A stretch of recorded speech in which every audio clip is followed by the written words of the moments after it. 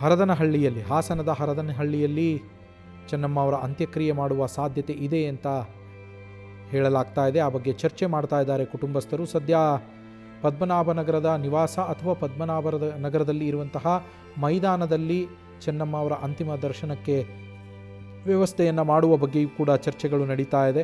ಇವತ್ತು ವ್ಯವಸ್ಥೆ ಮಾಡುವ ಬಗ್ಗೆ ಕುಟುಂಬ ಸದಸ್ಯರು ಮಾತುಕತೆಯನ್ನು ನಡೆಸ್ತಾ ಇದ್ದಾರೆ. ಅಪಾರ ಪ್ರಮಾಣದ ಅಭಿಮಾನಿಗಳು ಹಾಗೆ JDS ಕಾರ್ಯಕರ್ತರು ಅಂತಿಮ ದರ್ಶನವನ್ನು ಪಡೆಯೋದಕ್ಕೆ ಬರುವ ಸಾಧ್ಯತೆಗಳೇ ದಟ್ಟವಾಗಿರುವಂಥದ್ದು. ಅವರೆಲ್ಲರೂ ಬರ್ತಾರೆ. ಈ ಕಾರಣಕ್ಕೋಸ್ಕರ ಪದ್ಮನಾಭನಗರದ ನಿವಾಸದ ಬಳಿ ವ್ಯವಸ್ಥೆ ಮಾಡಬೇಕಾ ಅಥವಾ ಪದ್ಮನಾಭನಗರದ ಮೈದಾನದಲ್ಲಿ ವ್ಯವಸ್ಥೆಯನ್ನು ಮಾಡಬೇಕಾ ಅನ್ನುವ ಕುರಿತು ಚರ್ಚೆಯನ್ನು ಮಾಡಲಾಗ್ತಾ ಇದೆ. ನಿವಾಸದ ಹತ್ತಿರದಲ್ಲೇ ಇರುವಂತಹ ಮೈದಾನದಲ್ಲಿ ವ್ಯವಸ್ಥೆ ಮಾಡಿದರೆ ಸೂಕ್ತ ಅನ್ನುವ ಚರ್ಚೆ ಆಗ್ತಾ ಇದೆ. ಹಿರಿಯ ಪೊಲೀಸ್ ಅಧಿಕಾರಿಗಳು, DGIGP ಅವರು ಸೇರಿದಂತೆ ಹಿರಿಯ ಅಧಿಕಾರಿಗಳು ಕೂಡ ಆಸ್ಪತ್ರೆಯ ಬಳಿ ಬಂದಿರುವಂಥದ್ದು.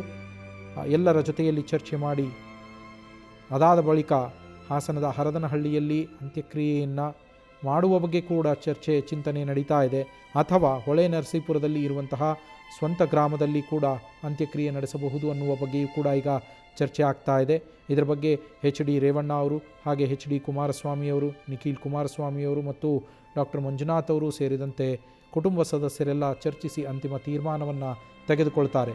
ಎಲ್ಲಿ ಅಂತ್ಯಕ್ರಿಯೆಯನ್ನು ಮಾಡಬೇಕು ಅನ್ನೋದ್ರ ಬಗ್ಗೆ ಅವರು ತೀರ್ಮಾನಿಸ್ತಾರೆ. ಅದಕ್ಕೂ ಮೊದಲು ಅಂತಿಮ ದರ್ಶನದ ವ್ಯವಸ್ಥೆ ಮಾಡುವ ಕುರಿತಂತೆ ಈಗ ಚರ್ಚೆ ನಡೀತಾ ಇರುವಂಥದ್ದು. ಅಂತಿಮ ದರ್ಶನಕ್ಕೆ ಪದ್ಮನಾಭನಗರದ ನಿವಾಸದ ಬಳಿಯೇ ಇರುವಂತಹ ಮೈದಾನದಲ್ಲಿ ಅಂತಿಮ ದರ್ಶನಕ್ಕೆ ವ್ಯವಸ್ಥೆ ಮಾಡುವ ಕುರಿತು ಈಗ ಚರ್ಚೆ ನಡೀತಾ ಇದೆ. ಅಪಾರ ಪ್ರಮಾಣದಲ್ಲಿ, ಅಪಾರ ಸಂಖ್ಯೆಯಲ್ಲಿ JDSನ ಕಾರ್ಯಕರ್ತರು ಹಾಗೆ ಅಭಿಮಾನಿಗಳು, ದೇವೇಗೌಡರ ಅಭಿಮಾನಿಗಳು, ಕುಮಾರಸ್ವಾಮಿಯವರ ಅಭಿಮಾನಿಗಳು, ರೇವಣ್ಣ ಅವರ ಅಭಿಮಾನಿಗಳು ಬರುವ ನಿರೀಕ್ಷೆ ಇದೆ. ಅಪಾರ ಸಂಖ್ಯೆಯಲ್ಲಿ ಬರುವ ನಿರೀಕ್ಷೆ ಇದೆ. ಈ ಹಿನ್ನೆಲೆಯಲ್ಲಿ ಮೈದಾನದಲ್ಲಿ ಅಂತಿಮ ದರ್ಶನಕ್ಕೆ ವ್ಯವಸ್ಥೆಯನ್ನು ಮಾಡೋದಕ್ಕೆ ಚಿಂತನೆಯನ್ನು ನಡೆಸಲಾಗ್ತಾ ಇದೆ. ಅದಾದ ಬಳಿಕ ಅಂತ್ಯಕ್ರಿಯೆಯನ್ನು ಹರದನಹಳ್ಳಿಯಲ್ಲಿ ಅಥವಾ ಹೊಳೆ ನರಸೀಪುರದಲ್ಲಿ ಮಾಡೋದಕ್ಕೆ ಚರ್ಚೆಗಳು ನಡೀತಾ ಇದೆ. ಯಾವ ಪ್ರದೇಶದಲ್ಲಿ ಮಾಡಬೇಕು ಅನ್ನೋದರ ಬಗ್ಗೆ ಅಂತಿಮ ನಿರ್ಧಾರವನ್ನು ಕುಟುಂಬಸ್ಥರೆಲ್ಲರೂ ಚರ್ಚಿಸಿ ತೆಗೆದುಕೊಳ್ತಾರೆ. ಇದು ಸದ್ಯಕ್ಕೆ ತುಂಬಲಾರದ ನಷ್ಟ. ಗಣ್ಯರು ಕೂಡ ಸಂತಾಪವನ್ನು ಸೂಚಿಸ್ತಾ ಇದ್ದಾರೆ. ಮಾಜಿ ಸಚಿವೆ ಲಕ್ಷ್ಮೀ ಹೆಬ್ಬಾಳ್ಕರ್ ಅವರು ಕೂಡ ಎಕ್ಸ್ನಲ್ಲಿ ಪೋಸ್ಟ್ ಮಾಡಿ ಸಂತಾಪವನ್ನು ಸೂಚಿಸಿದ್ದಾರೆ. ಮಾಜಿ ಪ್ರಧಾನಮಂತ್ರಿಗಳಾದ ಶ್ರೀ HD ದೇವೇಗೌಡರ ಧರ್ಮಪತ್ನಿ ಶ್ರೀಮತಿ ಚೆನ್ನಮ್ಮ ಅವರ ನಿಧನದ ಸುದ್ದಿ ತಿಳಿದು ಮನಸ್ಸಿಗೆ ನೋವಾಯಿತು. ಅವರ ಸರಳತೆ, ಸಹನೆ ಹಾಗೆ ತಮ್ಮ ಕುಟುಂಬಕ್ಕೆ ನೀಡಿದ ಅಚಲ ಬೆಂಬಲ ಸದಾ ಸ್ಮರಣೀಯವಾದದ್ದು. ಭಗವಂತ ಅವರ ಆತ್ಮಕ್ಕೆ ಚಿರಶಾಂತಿಯನ್ನು ಕೊಡಲಿ, ಹಾಗೆ ದೇವೇಗೌಡರಿಗೆ ಮತ್ತು ಅವರ ಕುಟುಂಬದ ಸದಸ್ಯರಿಗೆ ಈ ಅಗಲಿಕೆಯ ನೋವು ಸಹಿಸುವ ಶಕ್ತಿಯನ್ನು ಕರುಣಿಸಲಿ ಅಂತ ಪ್ರಾರ್ಥಿಸ್ತೇನೆ ಅಂಥೇಳಿ ಲಕ್ಷ್ಮೀ ಹೆಬ್ಬಾಳ್ಕರ್ ಅವರು ಕೂಡ ಸಂತಾಪವನ್ನು ಸೂಚಿಸಿರುವಂಥದ್ದು. ಅವರಷ್ಟೇ ಅಲ್ಲ, ಸಂತೋಷ್ ಲಾಡ್ ಅವರು ಕೂಡ ಸಂತಾಪವನ್ನು ಸೂಚಿಸಿದ್ದಾರೆ. ಮಾಜಿ ಪ್ರಧಾನಿ ಶ್ರೀ HD ದೇವೇಗೌಡ ಅವರ ಧರ್ಮಪತ್ನಿ ಶ್ರೀಮತಿ ಚೆನ್ನಮ್ಮ ಅವರು ವಿಧಿವಶರಾದ ಸುದ್ದಿಯನ್ನು ಕೇಳಿ ತುಂಬ ದುಃಖವಾಯಿತು. ತಾಯಿ ಚೆನ್ನಮ್ಮನವರ ಆತ್ಮಕ್ಕೆ ಚಿರಶಾಂತಿಯನ್ನು ಕೋರ್ತೇನೆ. ಶ್ರೀ HD ದೇವೇಗೌಡರು ಹಾಗೂ ಅವರ ಕುಟುಂಬಕ್ಕೆ ನನ್ನ ಸಂತಾಪಗಳು ಅಂಥೇಳಿ ಸಂತೋಷ್ ಲಾಡ್ ಅವರು ಕೂಡ ಸಂತಾಪವನ್ನು ಸೂಚಿಸಿರುವಂಥದ್ದು. HD ರೇವಣ್ಣ ಅವರು ಕೂಡ ಆಸ್ಪತ್ರೆಗೆ ಆಗಮಿಸಿದ ಬಳಿಕ ಮುಂದಿನ ಪ್ರಕ್ರಿಯೆಗಳ ಬಗ್ಗೆ ಈಗ ಕುಟುಂಬಸ್ಥರೆಲ್ಲರೂ ಚರ್ಚೆ ಮಾಡ್ತಾ ಇದ್ದಾರೆ. ಮುಂದಿನ ಪ್ರಕ್ರಿಯೆಗಳು ಹೇಗೇಗಾಗಬೇಕು, ಎಲ್ಲೆಲ್ಲಿ ಆಗಬೇಕು, ಯಾವ ಸಮಯಕ್ಕೆ ಏನೇನಾಗಬೇಕು ಅನ್ನೋದರ ಕುರಿತಂತೆ ಅವರೀಗ ಚರ್ಚೆಯನ್ನು ನಡೆಸ್ತಾ ಇರುವಂಥದ್ದು. ಪದ್ಮನಾಭನಗರದ ನಿವಾಸದ ಬಳಿಯೇ ಇರುವಂತಹ ಪದ್ಮನಾಭನಗರದ ಮೈದಾನದಲ್ಲಿ ಚೆನ್ನಮ್ಮನವರ ಪಾರ್ಥಿವ ಶರೀರದ ಅಂತಿಮ ದರ್ಶನಕ್ಕೆ ವ್ಯವಸ್ಥೆಯನ್ನು ಮಾಡುವ ಕುರಿತಂತೆಯೂ ಕೂಡ ಈಗ ಅಲ್ಲಿ ಚರ್ಚೆಗಳು ನಡೀತಾ ಇರುವಂಥದ್ದು.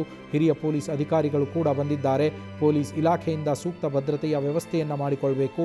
ಸದ್ಯ ಮಣಿಪಾಲ್ ಆಸ್ಪತ್ರೆಯ ಬಳಿ ಬಿಗಿ ಪೊಲೀಸ್ ಬಂದೋಬಸ್ತನ್ನು ಮಾಡಿಕೊಳ್ಳಲಾಗಿದೆ.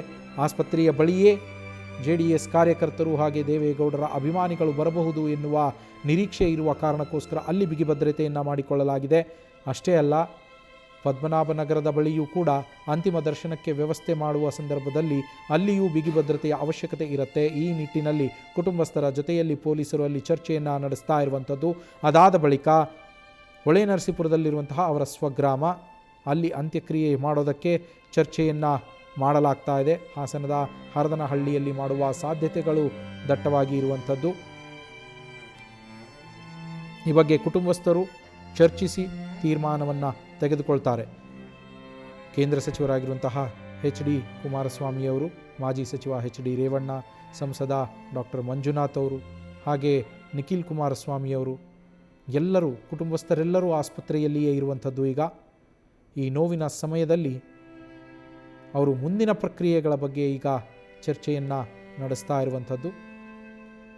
ಅಂತಿಮ ದರ್ಶನದ ವ್ಯವಸ್ಥೆ ಹಾಗೆ ಅಂತ್ಯಕ್ರಿಯೆಯ ವ್ಯವಸ್ಥೆಯ ಕುರಿತಂತೆ ಚರ್ಚೆಗಳು ನಡೀತಾ ಇದೆ. ವಿ.ವೈ. ವಿಜೇಂದ್ರ ಅವರು ಕೂಡ ಸಂತಾಪವನ್ನು ಸೂಚಿಸಿದ್ದಾರೆ. ಮಾಜಿ ಪ್ರಧಾನಿ ಸನ್ಮಾನ್ಯ ಶ್ರೀ ಎಚ್.ಡಿ. ದೇವೇಗೌಡ ಅವರ ಧರ್ಮಪತ್ನಿ ಶ್ರೀಮತಿ ಚೆನ್ನಮ್ಮನವರು ವಿಧಿವಶರಾಗಿರೋದು ತೀವ್ರ ನೋವನ್ನು ಉಂಟು ಮಾಡಿದೆ. ಆಸ್ಪತ್ರೆಯಲ್ಲಿ ಚಿಕಿತ್ಸೆ ಪಡೆದು ಚೇತರಿಸಿಕೊಳ್ತಾರೆ ಎನ್ನುತ್ತಿರುವಾಗಲೇ ಅವರು ನಮ್ಮೆಲ್ಲರನ್ನೂ ಅಗಲಿದ್ದಾರೆ. ಮಾಜಿ ಪ್ರಧಾನಿ ದೇವೇಗೌಡರ ಜೀವನ ಸಂಗಾತಿಯಾಗಿ ಅವರ ಜೀವನದ ಉದ್ದಕ್ಕೂ ಜೊತೆಗೆ ನಿಂತು ಅವರ ಏಳಿಗೆಗೆ ಎಲೆಮರೆ ಕಾಯಿಯಂತೆ ಇದ್ದವರು.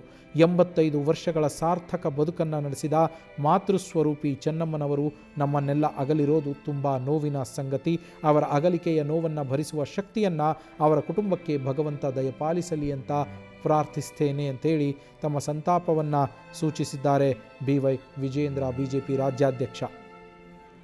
ಪಾರ್ಥಿವ ಶರೀರವನ್ನು ರಾತ್ರಿ 8 ಗಂಟೆಗೆ ಪದ್ಮನಾಭನಗರದ ನಿವಾಸಕ್ಕೆ ತೆಗೆದುಕೊಂಡು ಹೋಗ್ತಾರೆ ಕುಟುಂಬ ಸದಸ್ಯರು ಎನ್ನುವ ಮಾಹಿತಿ ಸಿಗ್ತಾ ಇದೆ. ರಾತ್ರಿ 8 ಗಂಟೆಗೆ ಪಾರ್ಥಿವ ಶರೀರವನ್ನು ಪದ್ಮನಾಭನಗರದ ನಿವಾಸಕ್ಕೆ ತೆಗೆದುಕೊಂಡು ಹೋಗ್ತಾರೆ. ಅದಾದ ಬಳಿಕ ಅಂತಿಮ ದರ್ಶನಕ್ಕೆ ವ್ಯವಸ್ಥೆಯನ್ನು ಮಾಡಿಕೊಡಲಾಗತ್ತೆ. ಅದಾದ ಬಳಿಕ ನಾಳೆ ಬಹುತೇಕ ಚೆನ್ನಮ್ಮನವರ ಅಂತ್ಯಕ್ರಿಯೆ ಹರದನಹಳ್ಳಿಯಲ್ಲಿ ನಡೆಯುವ ಸಾಧ್ಯತೆ ಇದೆ. ಆ ಬಗ್ಗೆ ಕುಟುಂಬಸ್ಥರು ಚರ್ಚಿಸಿ ನಿರ್ಧಾರವನ್ನು ಕೈಗೊಳ್ತಾರೆ. ಈಗಿರುವ ಮಾಹಿತಿಯ ಪ್ರಕಾರ ಪಾರ್ಥಿವ ಶರೀರವನ್ನು ರಾತ್ರಿ 8 ಗಂಟೆಗೆ ಪದ್ಮನಾಭನಗರ ನಿವಾಸಕ್ಕೆ ತೆಗೆದುಕೊಂಡು ಹೋಗುತ್ತೆ. ಕುಟುಂಬ ಸದಸ್ಯರು ತೆಗೆದುಕೊಂಡು ಹೋಗ್ತಾರೆ ಅಂತ ಹೇಳಿ ಮಾಹಿತಿ ಸಿಗ್ತಾ ಇರುವಂಥದ್ದು.